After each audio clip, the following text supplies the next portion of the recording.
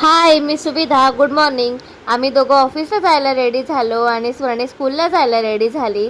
आज ते थोडं लेट जाणार होते म्हणून आम्ही दोघं सोबत स्टेशनला गेलो आणि हाय हाय, हाऊ स्वीट, किसी की नजर ना लगे. त्यानंतर ऑफिसला पोचलो आणि नाश्ता केला. नाश्ता करून कामाला सुरुवात केली आणि 2-3 दिवस झाले इकडे पाऊस नाही पडत आहे, त्याच्यामुळे क्लायमेट इतकं छान झालेलं आणि बाहेर एकदम शांतता होती. बघायला पण इतकं सुंदर वाटत होतं ना. गरम होतं आहे पण छानच वाटत होतं. त्यानंतर ऑफिस सुटलं आणि हिचं काम कधी आवरतच नाही, म्हणजे सगळ्यात लेट ही असते. मी दाखवते, ऑफिसमध्ये कोणी नाही आहे, सगळा स्टाफ गेला आहे आणि आम्ही दोघीच जणी ऑफिसमध्ये आहोत.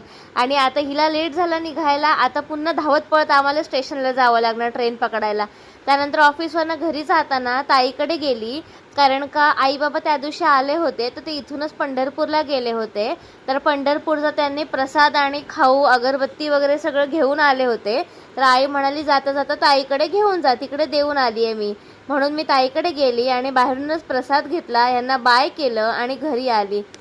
घरी येऊन जेवणाला वगैरे लागली आणि इकडे मशीन लावली, म्हणजे जेवण होईपर्यंत मशीनमध्ये कपडे होतील. आणि त्यानंतर सगळे बाहेरचे दोरीवरचे सुकत लावलेले कपडे काढले आणि ते कपड्यांच्या घड्या करायला घेतला. तर एवढ्या मोठ्या कपड्यांचा ढिगारा झाला होता घड्या करायचा.